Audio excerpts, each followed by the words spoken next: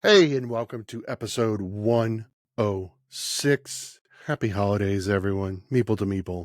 We're back. As always, I remain PJ. And I am still Gareth. You And man, it's been like a long 6 time. weeks. Episode 106 is literally 106 106. more Yeah. episodes later. I mean, we did record 106 already. We did.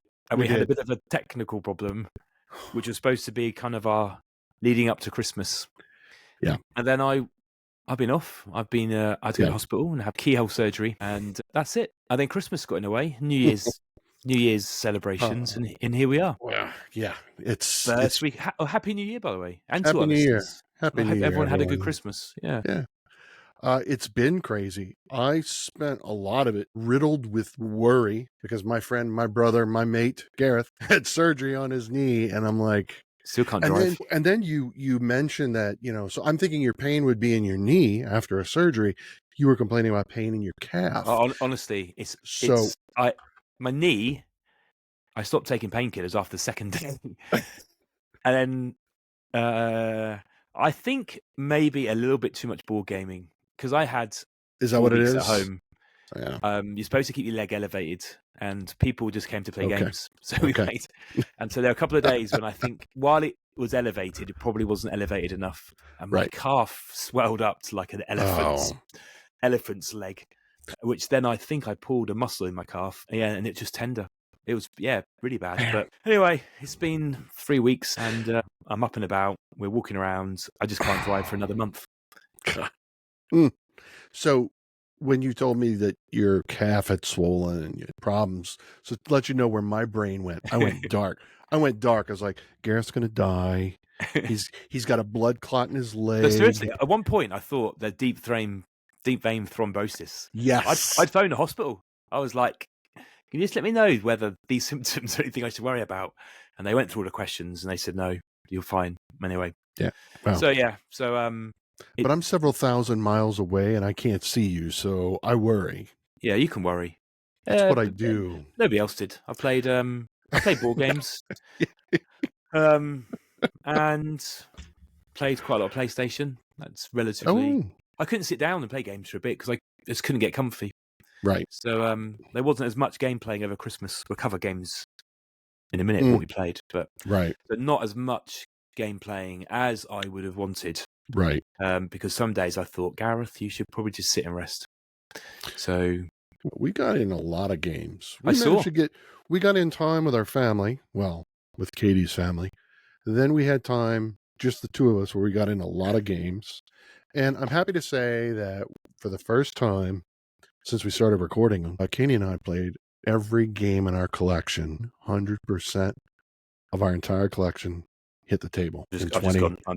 Just subtly checking my stats so I could be really proud. I know.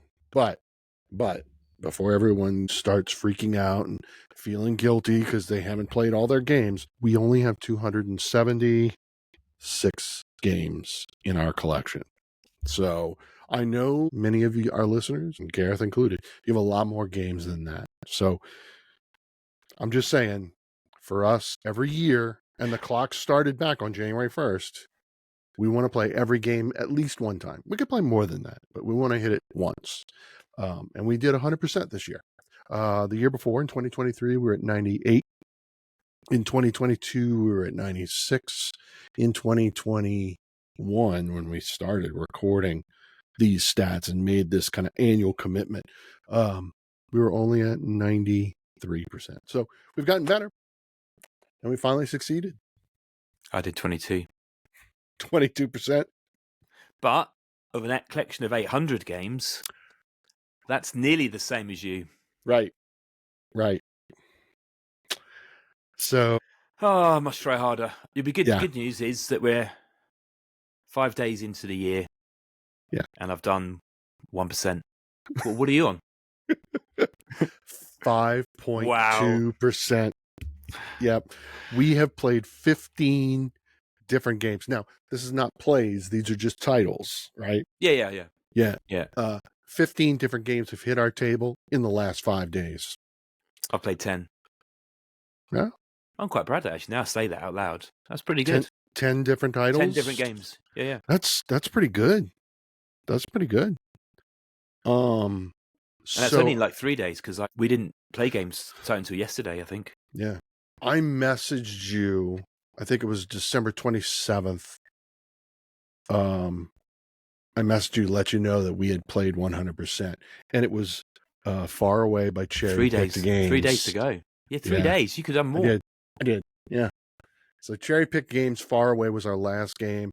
And we talked about that game a lot.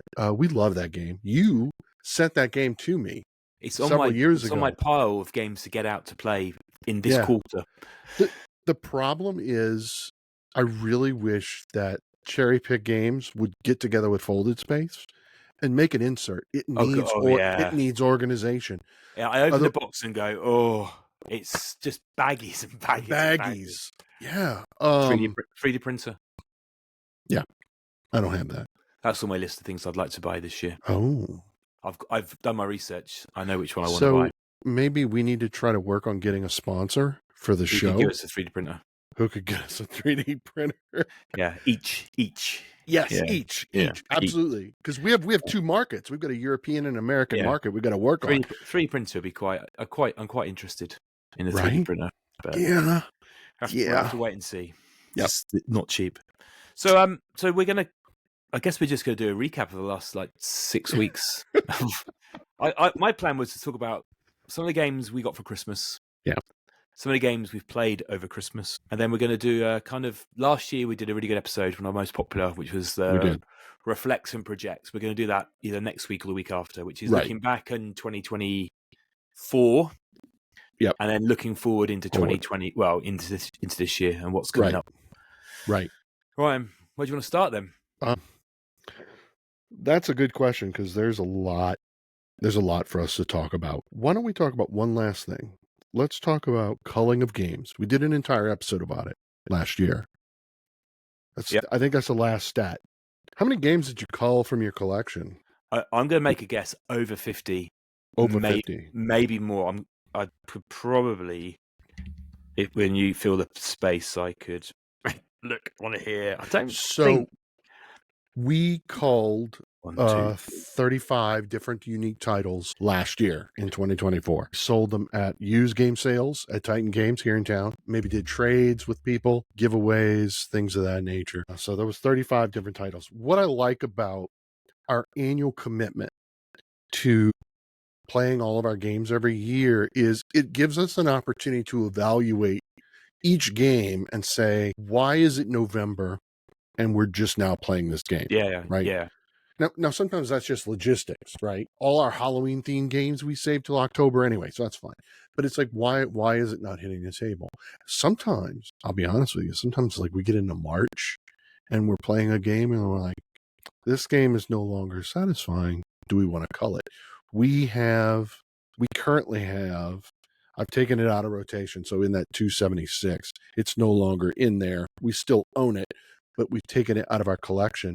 We've got 12 games on the shelf in the closet to sell this year. Yeah. We just decided. I think it's over 100.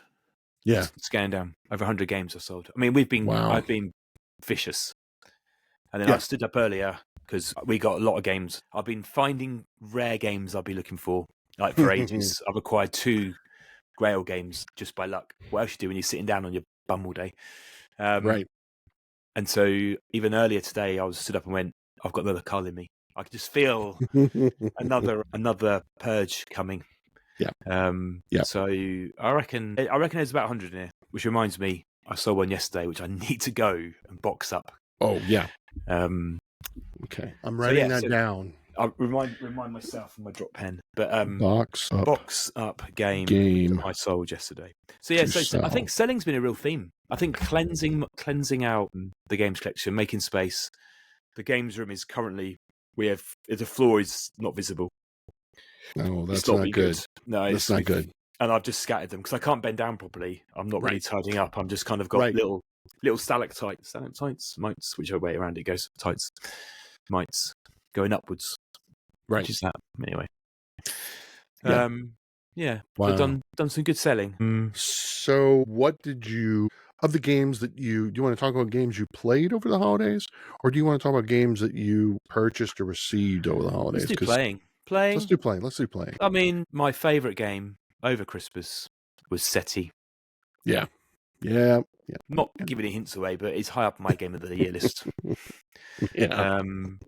So I played it a couple of times. Played it 2 and 3 players. I think I played all player counts now. And then Diz, board game fanatic, came over.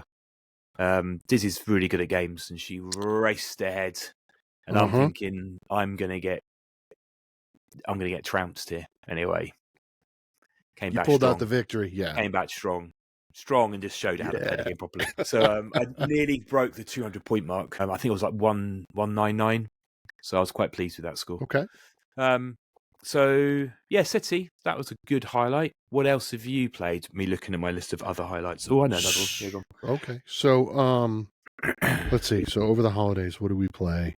So we picked up, it's a game that pretty much you and everyone in England, actually all of UK, all of our friends in UK, all were posting pictures of this game. And I was like, man, maybe we should get this. We should get it. And we did. We got it at the end of November. We played it probably 5 times over the holidays.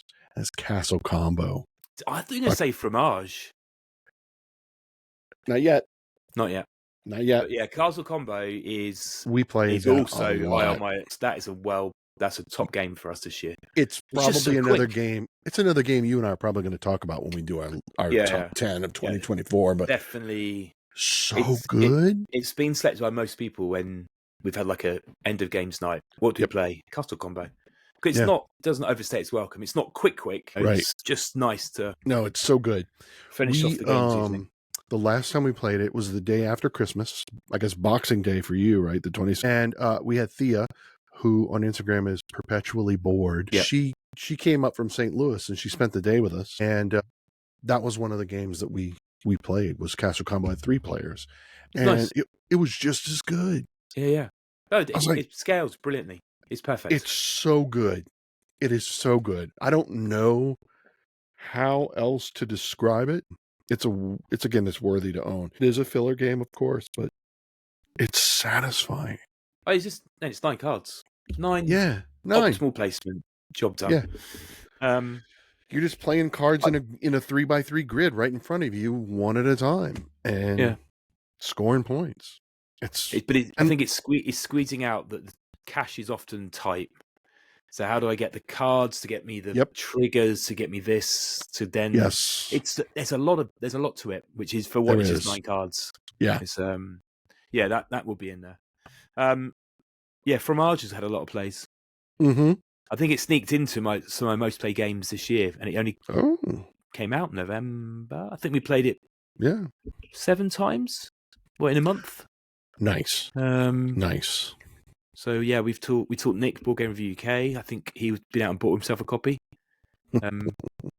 We've played it 2, 3, and 4 players, and everyone who's played it just goes, "Oh yeah, it's just nice." It's just it's quick, it's simultaneous gameplay, and again, it's 30 minutes, even 4 players. So just bam, bam, bam. Yeah. So back in November, Shelley, Michiana Board Gamer, reached out to me, and she's like, "Hey, she had just gotten a physical copy of Fromage." She's like, "Do you want to play on BGA?" And I did, and I'm like, I don't know what I'm doing. BGA for me is not the best way to learn a new game, but I'm like, I don't know what I'm doing. I see cheese and cows, and I'm like, what's happening? What is going on? Why is this thing turning on the screen? And so I talked to Katie. I was like, why don't we buy Fromage for each other? Put it under the tree for Christmas, right? Yes. Yeah. And so Fromage was that was one of 2 games that was our Christmas gift. Yeah, we played it 3 times. You played it 4 players. No, we just played it at 2. Yeah, it's okay at 2, but it's really good at 3 and 4. So it's really cool because it's still new. A lot of people may not know about it, but you have 3 workers, right? And you put your little wooden cheese wedge on the turnstile, the board in front of you. Lazy Susan, thank you. Although mine is a retail version, it doesn't have a Lazy Susan. Okay. Which I don't think you need it. No. But anyway, the direction, as you know, the direction that the wedge is facing, right? So if it's facing to the right, when you turn it clockwise, it'll be facing you in the next turn. Yeah. So you'll get to recall it. But if it's facing away from you or to the left, it's going to take longer. 2 or 3. Yeah. Because you got to let the cheese age, which I think is just an incredible way to think about your worker placement strategically. And it's also a great way to let the theme of aging cheese kind of come to the forefront. Nicely. I mean, I think Zolkin, I was trying to think of other games like it who've got the age. Zolkin, I guess, is on the wheels. Yep. There's a few others, I'm sure, but that's one that springs to mind. It's so good. In terms of, it's nice.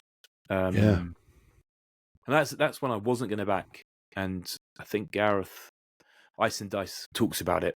It wasn't an expensive Kickstarter. It's relatively cheap for what you got. So I backed it in a bit of a whim, and pleased I did so. I made a list of all the games I wanted to play when I was off. So this is the list of games you wanted to play. Yeah, things that I thought.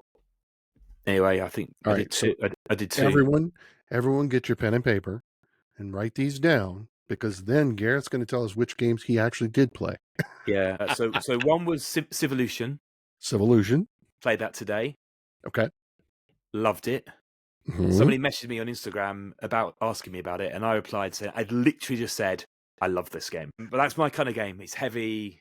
I think I'd play it 2, 3 with a push, 4 never.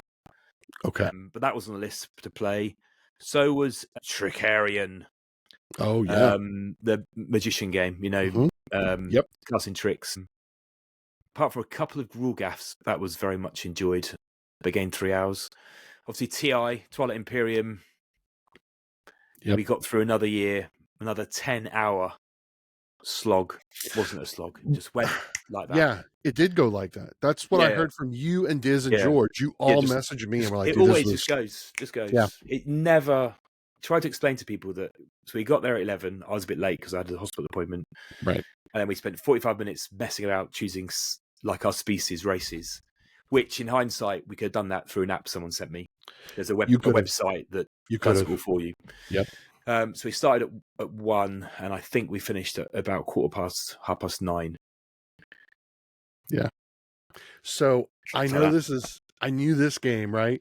This is a long game. This is one where you're going to be at the table for 10, 11 hours. So I'm messaging Diz going, would you please make sure Gareth elevates his leg? I know. They got me a little buffet. And I was kind of there. It's all good. Yeah, I was all looked after.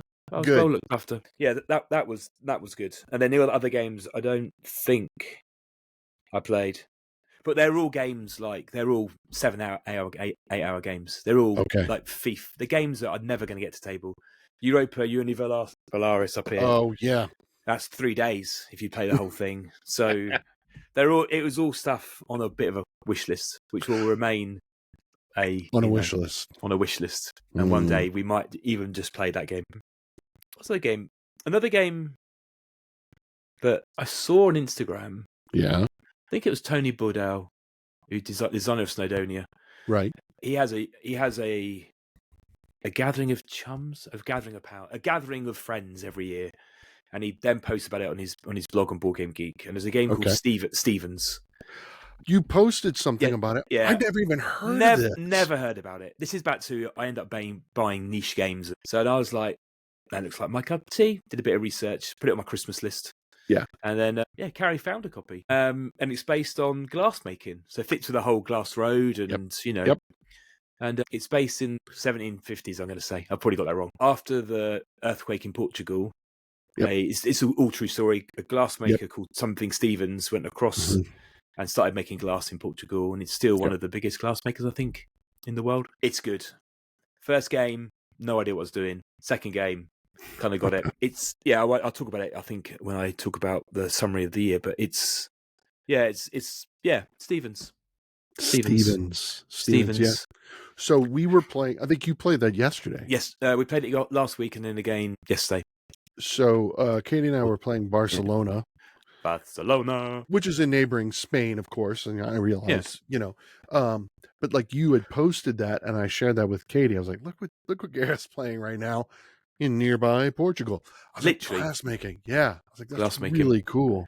It's got a really cool mechanic where there's two furnaces, and you get, I'm going to call them assistants or master crafters on one side or on the other side of the furnace. Yeah. But I can put them either side, and other people can put their apprentices with them. And then when people go to make glass and take glass out of the furnaces, you trigger all the people who basically helped create it. So you're trying to build. It's kind of tableau building, but with the furnace. It's not in front of you. It's clever. Nice. And the whole economy loops together, and yeah, I can't explain it. It's too much for now. But yeah, that was another highlight. And then, yeah, what else have we played recently? I picked up Wormspan. You did. I think it's better than Wingspan. Do you? Yeah. Yeah. Okay. I don't know. I didn't think I would, but I picked a second-hand copy. You know, when you're selling games, you often end up buying games. It happens. And I finished playing it and thought, I do like dragons, and it's just slicker. It's faster. None of those stupid dice. I even thought about selling my Wingspan mega box. That's wow. Because it's just too big now. I can't bother to get downstairs. Well, okay. You know what I mean? Yeah. Anyway, but I didn't think I'd be saying that because I kind of ignored it for however long it's been out for. Because I still haven't played it. I'll check it out. If you like Wingspan, I'll check out Wormspan. Huh. Okay. There you go. If you like Wingspan, check out Wormspan. That sounds good. Well, so Katie and I went to Ohio to spend some time with her family. And there's a fantastic board game store that we hit up. We always go visit. And we picked up, this was interesting. We were not expecting this. So Isle of Cats Duel. Oh, yeah. Which is the 2-player version, which I didn't realize was out. I didn't know about it. And then there was the side quest Isle of Cats. Oh, that's by Board and Dice, isn't it? Like Nemesis. Yeah. The same series. We have the Nemesis. We played it, and it was really cool. It's fun. Yeah. Once you play it once, you can't play it again. But so there was this unintentional Isle of Cats kind of theme. Isle of Cats Duel is superior when playing it with 2 players, obviously, right? Because it's designed for 2-player. I'm like, I don't think I would play Isle of Cats at 2 players ever again because I have the dual version. Okay, that's interesting. But I will keep Isle of Cats so that I can play it with my friends at a higher player count. Yeah. It's so smooth. I think we played it maybe 2 or 3 times, like back to back. Like we played it the first time at the table here, and I was like, okay, that was great. And we're like, whoa, only 25 minutes with Teach, right? So we played it again. We're like, this is really good. Played it a 3rd time. It's so much tighter than, Isle of Cats Duel, guys. Because we've got the roll and flip and write. You know the flip and write version. I don't have it, but I know it. Because I often thought about getting rid of Isle of Cats as a whole, because that kind of, again, back to speediness. Okay. But maybe, I think I'd like to try the 2-player. It's nice. PJ recommended. Yes, PJ recommends Isle of Cats Duel. Yeah. Well, did you buy anything else? That was the only 2 games we bought while we were in Ohio. We're like, we'll just, it was kind of a whim. They had other things, but we were like, then you got to travel back home with it. And we knew we had Fromage Under the Christmas Tree, which we were going to play. And we knew we had at the moment when we bought those 2 games, we had 3 games left to play to hit 100%. Oh, dangerous. Yeah. Okay. See, anything you bought. Right. So we bought those games, Isle of Cats Duel. It's like, well, now we got to play those. So it's like, you gotta be really careful when you're trying to manage that. There's a whole strategy behind. You don't just play your games and go, hey, I hit 100%. You sell games. Some people think that's cheating too. I'm like, but no, it helps me to evaluate a game. I can get rid of it. But then you always imagine if I hadn't sold any games, I'd be at like a 15% or something. Yeah, I would. If I had never sold or culled a game from my collection, I'd probably be at. It would be a nightmare. 55%. I think we're on 500, 600 games sold. Good for you. I think so. Good for you. Yeah. Over the years, it's been a long time. Right. No, absolutely. There's a lot of games that we've got that we haven't played. Yeah. Things that have arrived that have yet to be played.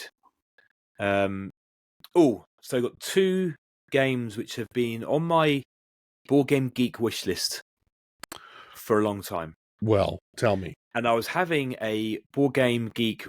You go through like pre-ordered games, and you got your wish list games, and you got right. So I was having a cleanse because I think I was sat in bed and I was going, right, okay. It's on my wish list, and there's a game. So there's 2 games. One called Auf der Waltz, which I think is German for going for a walk, which was like an Essen release. I think there's 500 copies. It's on Board Game Geek for like $50 at the moment, but shipping over here is like $80. Right.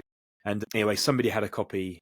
It's just a game that looks interesting. You travel around Germany back in the 1700s or so, right? Gaining experience as a journeyman, crafting things. It looks I'm just intrigued by it. Okay. I think it was £120 at Essen originally. I think it was really expensive because it was. Wow. It's a Spielworks game, so it's only limited print run. Anyway, I found a copy on eBay in the UK, and I was like, on Christmas Day, I thought I'm just going to put a stupid. You can do make an offer. Oh, so, sure. I just made an offer thinking this is never going to be accepted. They'll never accept anyway, that, maybe because it was Christmas, the day after they accepted my offer. So that came in. So that's arrived, but yet unplayed. And then there's a game, I don't know how to pronounce this. I'm going to say Hyakatane. So Hyakkatne. It's a Japanese game released like in a Japanese game fair. Okay. In 2019. It's been on my wish list since then. Never seen a copy over here. And I just did a quick search, Board Game Geek, nothing. Yeah. It's in the rule book's in Japanese, but I have found an English copy, English rule book. Somebody's made it. And my background is retail. So you are you are investing, it's 3 to 5 players, you're investing in shops, so go in your shopping mall like a skyrise, and you've got escalators that you position so people go up and down. It just looks great, and I've got a few board game ideas around retail that I'd like to explore. So it's been on my wish list because I think I'm interested by the mechanics and the theme. Anyway, so I'm googling it, nothing appears. Second page of search, and there's a copy in a shop in Japan that sells secondhand games, and I'm like, I don't know.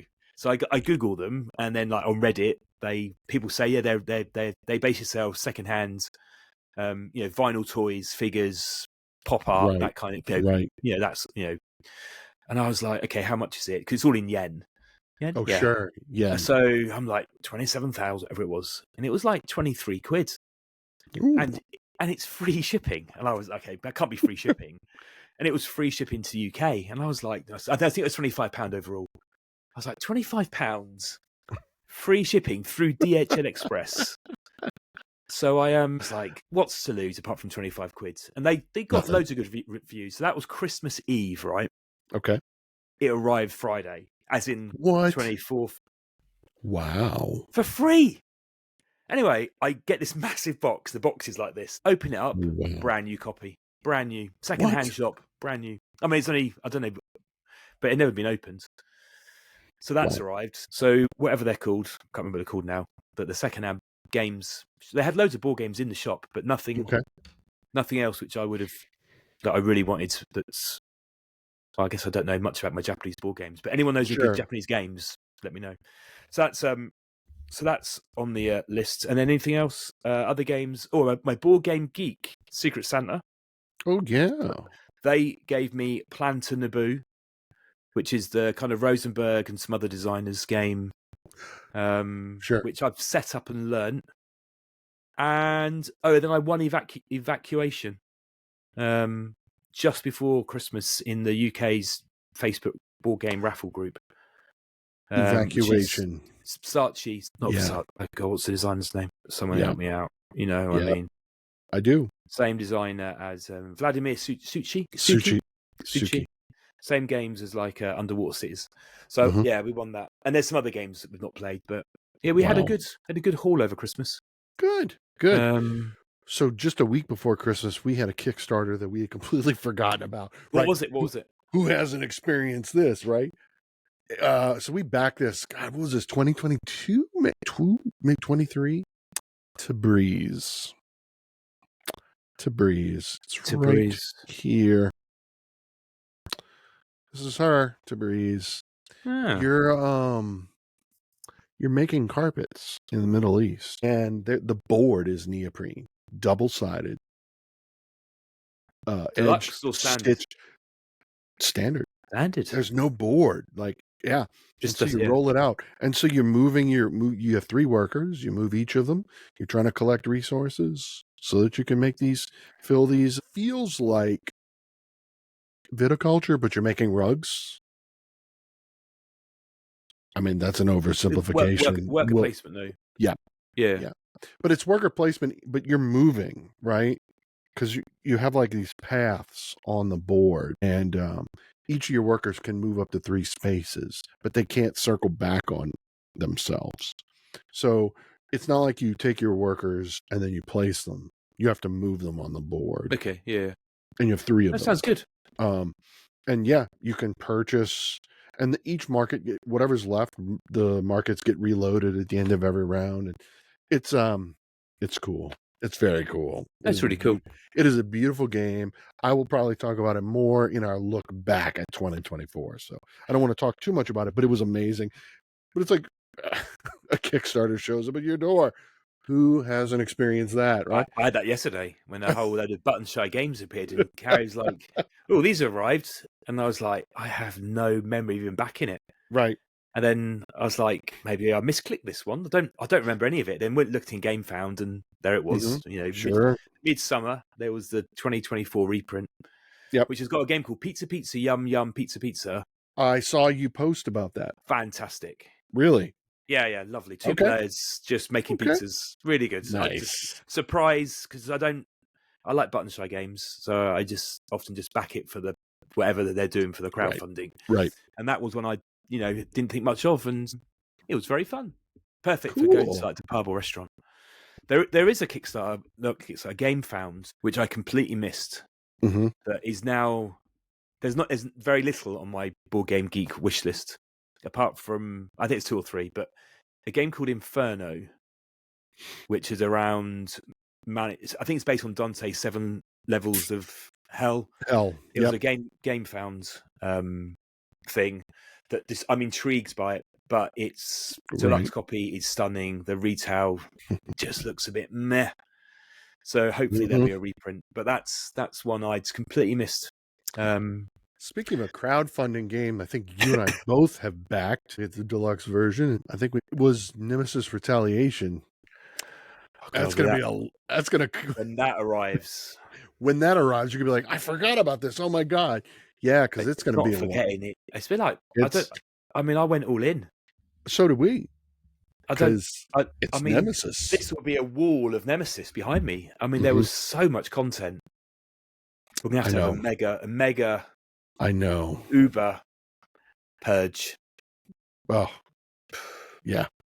Did get Tang Garden finally arrived? Oh, you did? Yeah. So slowest UK's. You had yours months before the UK did. I've got it sitting right over there. So the day after Christmas, when Thea came up from St. Louis and spent the day with us, we introduced her to Tang Garden. So she sent me a text message when she got home. Hey, I made it safely. La-di-da. She said Tang Garden is her new favorite game because she didn't know. Yeah. Did you play just base? Or did we just played the base game. Yeah. We didn't want to throw too much at her at first because it's really interesting, right? Tang Garden, for you guys, if you don't know, get on board. Tang Garden is amazing. It's probably the most beautiful game that we own in our whole collection, right? You take one of 2 options. There are 4 stacks of tiles that you place in the center board. So you choose one of them and you place them. Depending upon the tile, you get a resource, you get money, whatever, that changes. Or you draw cards, which are decorations that you play in front of you like a tableau. That's the game. It's that simple. It's all the characters which you position, looking across the garden or aside the garden. Because the game is block you. The game is 3-dimensional because at certain points, you will set up these landscape tiles, but you don't lay them flat. They fit like this vertically. You know, so it's like a vista, isn't it? So when you put your miniatures on the board, whenever certain things happen to trigger that, they're looking out at that vista, and those vistas have little symbols, and so they get so many points for that, right? Like the Emperor wants to look at dragons, so I bet he plays Wormspan. It's good detail. I'm forgetting that, but I believe you. The Empress gets 9 points, but if she sees the Emperor, it's minus 5. Right. Yeah. And if she sees the lady who the Emperor is having an affair with, it's minus 4. It was really great because Thea had the Empress and she put her out there as close as possible so she couldn't see anybody. She's like, I don't want to see my husband. It's really clever. It's so good. There's a lot. It took me about an hour and a half just to pack it all away. Yeah. But I haven't touched any of the expansion stuff. Same. I think we'd end up playing the base game again because it's been a little while. Well, the Ghost Stories is really cool. That's a previous expansion. Yeah. There's so much content. There's so much content, and it's so beautiful, and it's 3-dimensional. And you've got these beautiful, heavy, dual layered cardboard, trees, and you've got the pagodas, and the pavilions, and the bridges. Pavilions, yeah. There's a golden cat. There's 2 black cats that you put out for bonus points. Look, Tang Garden, you got. If you like tile placement, if you like cool miniatures, check it out. Yeah. Any other games you want to cover? I think everything else I'm going to cover when we talk about our top. Are we doing top 5 games or top 10 games of releases of 24? I was thinking we would do top 10. I would choose 5. You would choose 5. Yeah. We'll do top 5 each. 2024. And then I'd like to talk about the games that I plan to play. Looking forward? Yeah, as we look forwards, I'd like to make a joke about the games I plan to play. Okay. In 2025, and how many times I go. That you're looking forward to playing. Like I'm looking at your shelf now, looking at Kunahora, thinking, I am sure we talked about that game a lot this time last year because we did an entire episode. It was in my hotness, but I don't know how many times I played it. Probably from mid-year onwards. So what it's interesting is, and maybe we should even do an episode about like publishers, because if you notice here, this is mostly CGE games, and this is all Devere games. Well, that's my Christmas pile. I got so many Devere games. Devere, you're in CGE. I think 3 out of 5 games was Devere. So I got that Detoshi, is it? And I got the Maka. Oh, Detoshi, yeah. I got the White Castle Matcha expansion, and there was another Devere. There was another game, which I've now forgotten. Yeah, we could do publishers, but yeah, let's do top 5 of 2024. So next week probably it's going to be our top 10 look back to 2024, and we'll do our top 10, and I'll be 5, you'll take 5, and it's fun. That'll be good. No, that'll work. I've got a list to go through. A couple of things I want to talk about, that games that I've listened to you and all of our friends in the UK, and games that I finally got to the table. Middle Ages.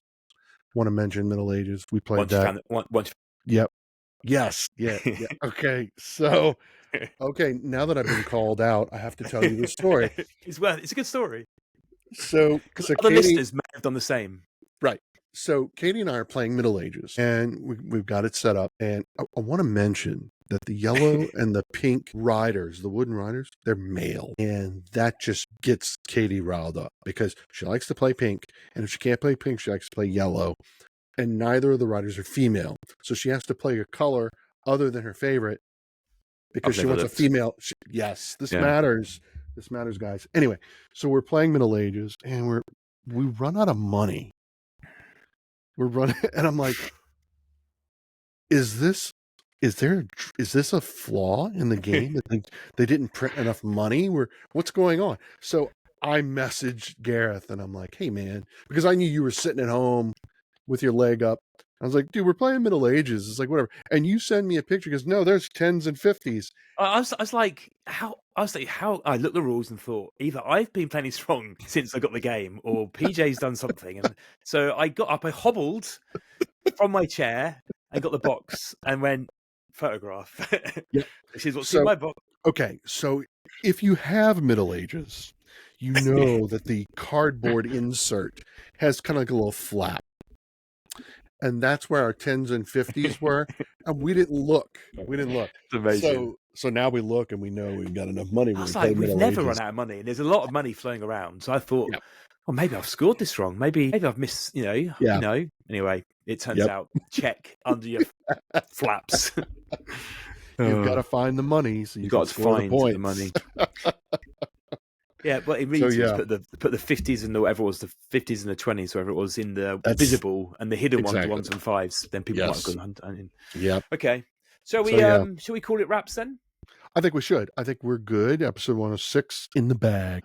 Don't forget to box up your game that you need to ship off. I will. I need to do it now because I need to get it collected tomorrow. So you and I talked about this. I'd like to see what you think about it. And then I also want to ask our listeners for their feedback on this question. And I'll post something on Instagram. So we've talked a lot about Meeple Monday. You've talked about, and that was something that you did. Restarting it. So you and I, we've toyed with the idea of, now I don't know how this is going to work. And the question is to our listeners, do you want us to do this? And then we'll talk about format later. Do we want to bring Meeple Monday back? And then this week will be Gareth talking to someone from the UK or Europe. And then next week will be me talking to someone in Canada or the US. And then you and I rotate. Time zones. Right? Because time zones are a thing, guys. The US side of things used to kill me. It was a night. It was either like lunchtime. So we used to be 5-ish my time or people's lunch breaks. Right. And if it was in the US, if it was Australia, Oceania side of things, it was like had to be Sunday and it was their breakfast. I can't remember. Well, and I think the other problem too is everyone in the central and eastern time zone, so the eastern half of the United States, you would be a little bit okay. But when you get our friends in California on the West Coast, it was really bad. Yeah. So that's what we want to hear from you. Do episodes like at 11 o'clock at night UK time, which you haven't got an audience at 11 o'clock doing a live. No. Let us know what people would be interested in. I had quite a list from post UKGE, but life has just not got to it. So for those of you who are like, what are you talking about? Because you're new to the whole thing. So back during the pandemic of 20 and into 2021, Gareth was doing every Monday. He was doing this like 30-minute interview, face conversation. 8 minutes.